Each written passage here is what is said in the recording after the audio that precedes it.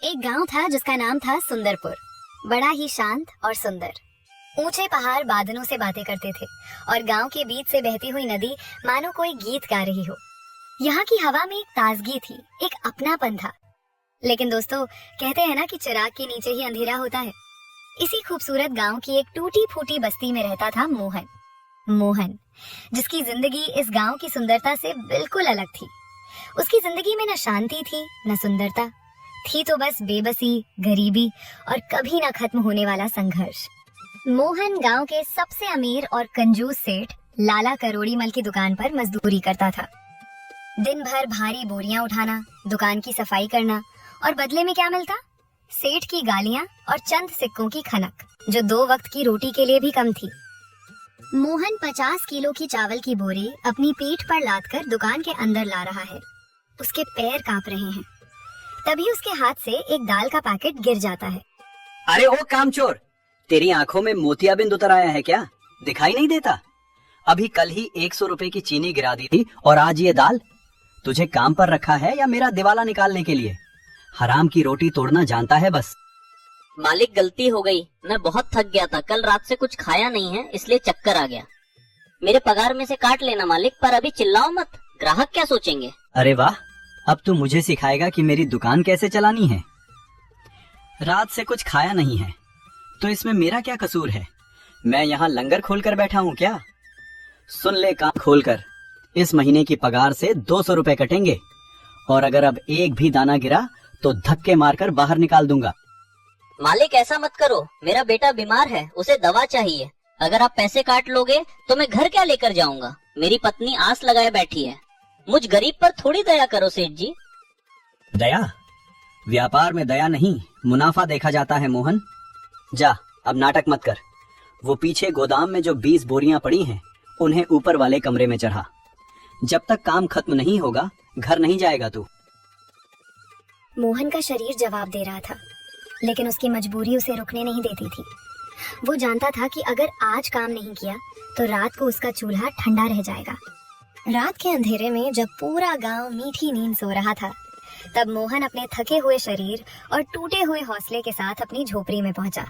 हे भगवान, तुम्हारी ये हालत क्या हो गई है जी? तुम्हारे तो कपड़े भी फट गए हैं और माथे पर चोट कैसे लगी? आज इतनी देर कैसे हो गई? मैं तो डर ही गई थी। सेठ ने आज फिर कुछ कहा क्या? राधा, आज तो ऐसा लगा जैसे मेरे प्राण ही निकल जाएंगे। सेठ इंसान नहीं, एक जल्लाद है। आज मुझसे थोड़ी सी दाल गिर गई तो उसने मुझे सारे ग्राहकों के सामने कुत्तों की तरह जलील किया। और तो और उसने मेरी इस महीने की पगार से 200 रुपए काटने का फरमान सुना दिया है। राधा, मैं टूट चुका हूँ। मैं कैसा पिता हूँ? मेरा बेटा वहाँ बुखार से तप रहा है और मैं उसके लिए 2 रुपए की दवा भी नहीं ला सकता। मेरी जिंदगी तो नर्क बन गई है। जी, आप ऐसे हिम्मत हार जाएंगे तो हमारा क्या होगा? आप ही तो इस घर का इकलौता सहारा हैं। दुनिया वाले चाहे जो कहें, पर मैं जानती हूँ कि मेरा पति कितनी मेहनत करता है। बच्चे को मैंने काढ़ा पिला दिया है, वो सो गया है। भगवान पर भरोसा रखिए, वो किसी के साथ अन्याय नहीं करता। जब रात सबसे ज्यादा अंधेरी होती है ना, तो समझ लेना सवेरा बहुत करीब है। कल का दिन जरूर कोई नई उम्मीद लेकर आएगा। काश तुम्हारा कहा सच हो जाए राधा, क्योंकि अब इस जिल्लत की जिंदगी से मैं आजिज आ चुका हूँ। मुझे कोई ऐसा रास्ता चाहिए जो हमें इस गरीबी के दलदल से बाहर निकाल सके। कोई तो रास्ता। अगले दिन दोपहर के समय लाला करोड़ीमल ने मोहन को अपने घर महीने भर के राशन का सामान छोड़ने के लिए भेजा। मोहन अपनी पीठ पर बोरा लादे जब सेठ के घर पहुंचा, तो वहाँ का नजारा देखकर उसकी आंखें फटी की फटी रह गईं। बाहर की झुलसाती धूप के विपरीत अंदर एक अलग ही दुनिया थी। मम्मी, बहुत जोर की भूख लगी है, जल्दी लाओ ना, मेरा फेवरेट कार्टून शुरू होने वाला है। मुझे कुछ टेस्टी खाना है। बस आ गई बेटा, लो तुम्हारी फेवरेट मैगी। तुम्हारी मम्मी ने सिर्फ 2 मिनट में बना दी है, खाओ और बताओ कैसी बनी है। मोहन छिपकर दरवाजे के पीछे से देखता है। बच्चे उस पीले रंग के घुंघराले नूडल्स को कांटे से बड़े चाव से खा रहे हैं। उसमें से उठने वाली मसालों की शानदार खुशबू मोहन की नाक तक पहुंचती है।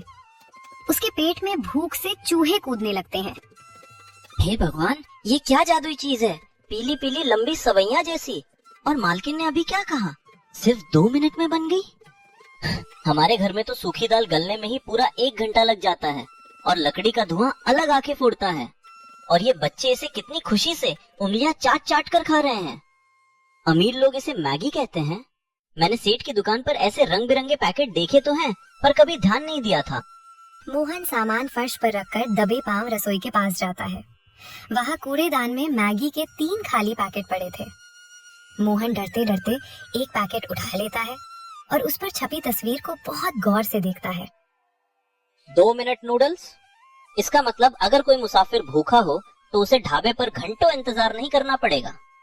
अगर ये चीज इतनी जल्दी बनती है और इसकी खुशबू इतनी लाजवाब है कि सेठ के बिगड़े हुए बच्चे भी इसे खुशी से खा रहे हैं, तो क्या हमारे गांव के लोग इसे नहीं खाएंगे? अगर कोई इसे सस्ते में बेचे तो? तभी सेठ की पत्नी रसोई से बाहर आती है और उसे देख लेती है। ए मोहन, वहाँ कोने में छुपकर क्या कर रहे बे? चोरी चकारी करने की नीयत है क्या तेरी? सामान रख दिया ना, अब सीधा बाहर निकल यहाँ से। अपने गंदे पैरों से मेरा पूरा फर्श खराब कर दिया तूने। नहीं मालकिन, बस सामान रख रहा था, मैं जा रहा हूँ। मोहन और राधा जमीन पर बैठे सूखी रोटी खा रहे हैं। मोहन ख्यालों में खोया है। राधा, आज मैंने सेठ के घर एक अजीब और जादुई चीज देखी। उसे मैगी कहते हैं। बस गर्म पानी में डालो, मसाला डालो और 2 मिनट में तैयार। न आटा गूंथने का झंझट, न रोटियां बेलने की मेहनत। 2 मिनट में खाना? तुम मजाक कर रहे हो क्या जी? ऐसा कौन सा खाना है जो इतनी जल्दी पक जाए? और वो तो अमीर लोग खाते होंगे, हम गरीबों के किस काम का? यही तो बात है राधा, अमीर खाते हैं इसलिए तो गरीब भी खाना चाहेंगे। आज पूरा दिन मैं यही सोचता रहा, अगर मैं लाला की गुलामी छोड़कर गांव के बस स्टैंड पर इस मैगी का ठेला लगाऊं तो? सोचो, जो मुसाफिर भूखे होते हैं उन्हें अगर 5 मिनट में गर्म खाना मिल जाए तो वो क्यों नहीं खाएंगे? लेकिन जी, लाला की नौकरी छोड़ दोगे?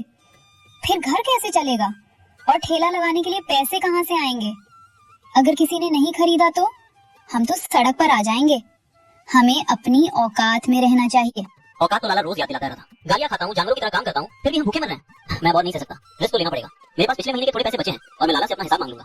मुझे भरोसा है ये 2 मिनट मैगी सब खाएंगे। अगर तुम साथ दोगी तो राधा सब बदल देगी। क्या तुम मेरा साथ दोगी ना? अगर तुमने ठान ही लिया है तो मैं पीछे नहीं हटूंगी। तुम आगे बढ़ो, मैं तुम्हारे साथ हूँ। अगले दिन की सुबह मोहन के लिए किसी त्योहार से कम नहीं थी। उसने वो कर दिखाया जिसकी लाला करोड़ीमल ने अपने सपने में कभी कल्पना भी नहीं की थी। सेठ जी, मुझे मेरा अब तक का सारा हिसाब दे दीजिए। मैं आज के बाद आपके यहाँ काम करने नहीं आऊंगा। मैंने फैसला कर लिया है। तेरा दिमाग खराब हो गया है क्या बे? या भांग खा कर आया है? तू मेरे यहाँ काम छोड़ेगा? जा, चला जा।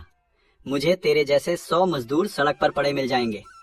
लेकिन एक बात याद रखना मोहन, जब तू और तेरा परिवार भूख से तड़पेगा ना और सड़क पर कटोरा लेकर भीख मांगेगा, तब तू नाक रगड़ते हुए इसी दुकान की चौखट पर वापस आएगा। ये ले तेरी बची खुची आधी पगार। बाकी पैसे मैंने तेरे रोज के नुकसान के लिए काट लिए हैं। निकल जा मेरी नजरों के सामने से। मोहन उन थोड़े से पैसों से कबाड़ी वाले से एक पुराना टूटा हुआ लकड़ी का ठेला खरीदता है। वो और राधा रात भर जाकर उसे रंगते हैं। अगले दिन सुबह पास की एक दुकान से 20 पैकेट मैगी के खरीद लेता है। सुबह का समय है। मोहन ठेले पर पूरी तैयारी के साथ खड़ा है। चूल्हा जल रहा है, मैगी उबर रही है और उसमें से बहुत ही शानदार खुशबू उड़ रही है। लेकिन गांव के लोग उसे बहुत ही अजीब और शक्की नजरों से देख रहे हैं। अरे भाई रामू, ये देख, ये मोहन लाला की नौकरी छोड़कर यहाँ क्या पका रहा है? ये तो बिल्कुल पीले केंचुओं और कीलों जैसा दिख रहा है। राम राम राम। हाँ यार, पता नहीं क्या शहर की नई बीमारी उठा लाया है हमारे गांव में। अपनी घर की शुद्ध रोटी सब्जी और समोसे कचौड़ी छोड़कर ये विदेशी मेंढक का खाना कौन बेवकूफ खाएगा। चलो चलो भाई, यहाँ से चलो, कहीं धर्म भ्रष्ट न हो जाए। मोहन उनकी बातें सुनकर थोड़ा उदास होता है, पर फिर जोर से आवाज लगाता है। आओ भाई आओ, शहर का मशहूर और सबसे स्वादिष्ट खाना, गर्मा गर्म मसालेदार मैगी। एक बार खाओगे तो बार बार खाने आओगे। सिर्फ 10 रुपए में अपनी भूख मिटाओ। मोहन आवाज लगाता रहा, लेकिन सुबह से दोपहर और दोपहर से शाम हो गई। एक भी ग्राहक उसके ठेले पर नहीं आया। कोई उसे पागल कहता तो कोई उसका मजाक उड़ाता। उसकी बनाई हुई मैगी बर्तन में ठंडी होकर खराब हो गई। मोहन थक कर और निराश होकर सड़क पर बैठ गया। उसके आंसू छलक पड़े। हे भगवान, क्या राधा ने सही कहा था। गांव के लोग कोई भी नई चीज आसानी से नहीं अपनाते, सब मेरा मजाक उड़ा रहे हैं। आज मेरी पूरी कमाई डूब गई। क्या मैंने नौकरी छोड़कर अपने पैरों पर कुल्हाड़ी मार ली है? कल मैं राधा और बच्चों को क्या मुंह दिखाऊंगा? तभी मोहन को एक विचार आता है। उसने सालों से गांव वालों को देखा था। उसे पता था कि गांव के लोग मेले में मुफ्त की चीज के पीछे कैसे भागते हैं। उसे पता था कि बस एक बार किसी भी तरह ये स्वाद लोगों की जुबान पर लगना चाहिए। रोने से कुछ नहीं होगा मोहन। अगर ये लोग नया खाना समझकर पैसे खर्च करने से डर रहे हैं तो मुझे इनका ये डर निकालना होगा। मुझे इन्हें इसका स्वाद चखाना होगा, चाहे मुझे अपनी जेब से ही क्यों ना खिलाना पड़े। अगली सुबह का सूरज मोहन के लिए एक नई उम्मीद की किरण लेकर आया था। कल की मायूसी को पीछे छोड़कर आज मोहन सुबह सुबह ही गांव के मुख्य चौपाल पर अपना ठेला लेकर पहुंच गया। उसने ठान लिया था कि आज वो हार नहीं मानेगा। सुनो सुनो सुनो मेरे गाँव वालों, खेत जाने वाले किसान भाइयों और स्कूल जाने वाले बच्चों, आ जाओ, आज तुम्हारे अपने मोहन मैगी वाले के ठेले पर अगले सिर्फ 1 घंटे के लिए शहर की सबसे मशहूर और स्वादिष्ट मैगी बिल्कुल मुफ्त मिल रही है। हाँ, आपने बिल्कुल सही सुना, एक भी पैसा नहीं लगेगा। अपनी जेब में हाथ मत डालो, बस अपना हाथ आगे बढ़ाओ और इस नए स्वाद का मजा लो। आ जाओ बच्चों, आ जाओ काका। मुफ्त का खाना, वो भी बिना किसी शर्त के। ये सुनकर गांव वालों के कान खड़े हो गए। जो लोग कल दूर से मजाक उड़ा रहे थे, वो भी मुफ्त का नाम सुनकर और हवा में तैरती उस लाजवाब खुशबू से खींचे चले आए। अरे हटो भाई, मुफ्त का मिल रहा है तो चक्कर देखने में क्या हर्ज है। लाओ मोहन भाई, पहली प्लेट मेरी लगा। देखे तो सही, तू ये कौन सा नया विदेशी खाना बनाना सीखा है? अरे बाप रे बाप भाई, ये क्या गजब चीज है। उफ, क्या स्वाद है, एकदम स्वादिष्ट, नमकीन और चटपटा, और वो भी इतना गर्म। कसम से ऐसा स्वाद तो मैंने अपनी जिंदगी में कभी नहीं खाया। मजा आ गया मोहन भाई, ये ले 10 रुपए, 1 प्लेट और लगा मेरे लिए। अरे नहीं रामू भाई, मैंने कहा ना 8 से 9 बजे तक सब मुफ्त है। आज सिर्फ स्वाद का मजा लो, ऐसे कल ले देना। रामू की ऐसी जबरदस्त प्रतिक्रिया देखकर और उस खुशबू को महसूस करके वहाँ खड़ी पूरी भीड़ बेकाबू हो गई। बच्चे, बूढ़े, खेत जाते किसान सब ठेले पर टूट पड़े। मोहन की वो 1 घंटे वाली तरकीब पूरी तरह से काम कर गई। लोग शुरुआत में सिर्फ मुफ्त के लालच में आए थे, लेकिन देखते ही देखते सिर्फ 45 मिनट में मोहन के ठेले का सारा सामान और मैगी के पैकेट खत्म हो गए। लोग अपनी उंगलियां और कटोरियां चाटते रह गए। जिसने भी खाया वो मोहन की तारीफ करते नहीं थक रहा था। बस उस एक दिन के बाद मोहन की किस्मत पूरी तरह बदल गई।